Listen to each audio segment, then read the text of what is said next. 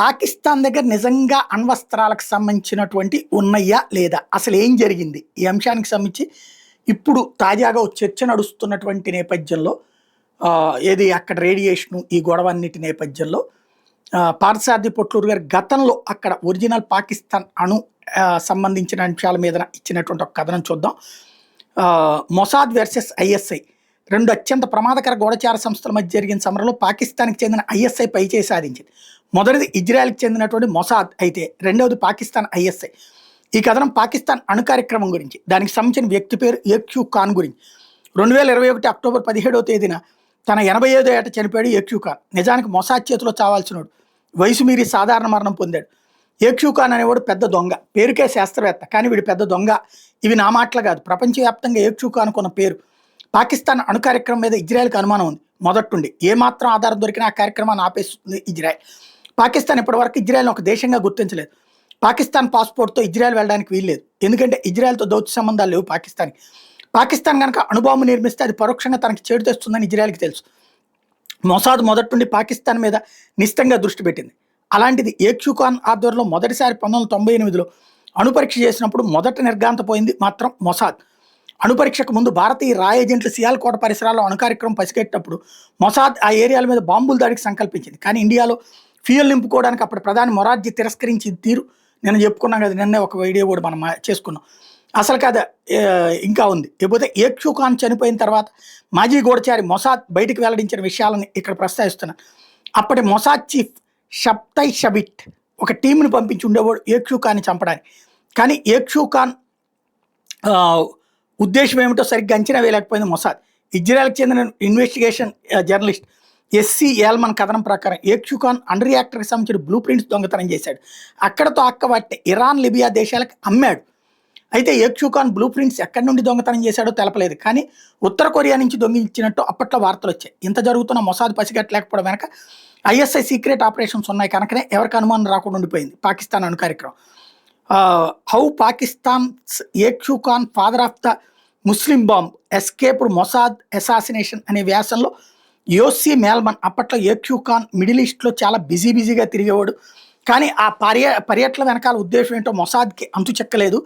అలానే మొసాద్ ఊరికే చూస్తూ ఉండిపోలేదు, చాలామంది గూఢచారులు నియమించింది కాంచేర్ల మీద. కానీ అనుమానం కలిగించి ఎలాంటి క్లూ ఇవ్వలేకపోయారు గూఢచారులు.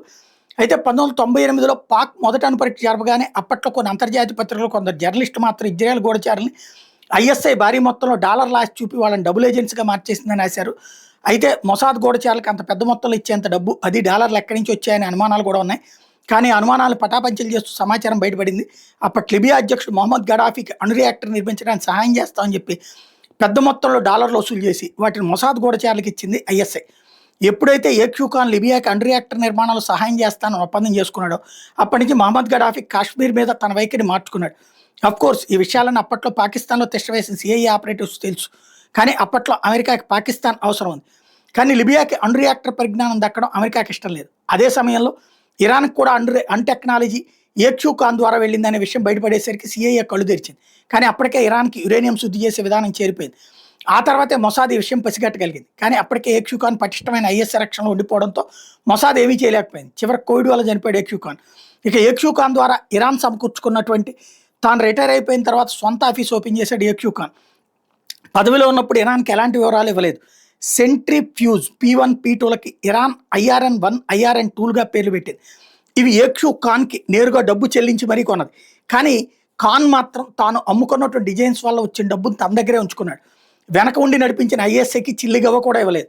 ఏక్యూ ఖాన్ దగ్గర నుండి సెంట్రిఫ్యూజ్ డిజైన్ బ్లూ ప్రింట్స్ తీసుకుని ఇరాన్ అణు కార్యక్రమ శాస్త్రవేత్త డాక్టర్ మొహసెన్ ఫకీర్ జాదేని మాత్రం విజయవంతంగా హత్య చేయించింది మొసాద్. 2003లో అమెరికా ఇరాక్ మీద దాడి చేసినప్పుడు మాత్రం మొహమ్మద్ గడాఫీకి అర్థమైంది తర్వాత టార్గెట్ తనే అని. దాంతో సిఐఏతో పాటు బ్రిటన్కి చెందిన గూఢచార సంస్థ M16 ఆపరేటివ్స్ని పిలిచి వాళ్ళతో చర్చలు చేశాడు. తనకు అణు రియాక్టర్కి సంబంధించిన డాక్యుమెంట్స్ ఇచ్చింది ఏక్యూ ఖాన్ అని వెల్లడించాడు.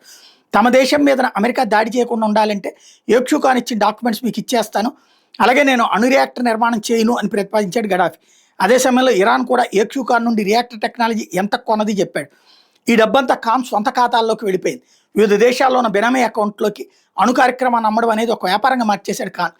1998లో మొదటి అణు పరీక్ష జరపకముందు దాదాపు 15 ఏళ్ళు మొసాద్ ఖాన్ మీద నిఘా పెడుతూ వచ్చింది. కానీ అతను ఎందుకు తరచూ మధ్యప్రాచ్య దేశాలు ప్రయత్నిస్తున్నాడు అనేది మాత్రం తెలుసుకోలేకపోయింది. మొసాద్ చరిత్రలో ఎన్నో చిరస్మరణీయ విజయాలు ఉన్న పాక్ అణు కార్యక్రమం మీద మాత్రం తన ఆపరేషన్ విషయంలో తీవ్రంగా విఫలమైంది.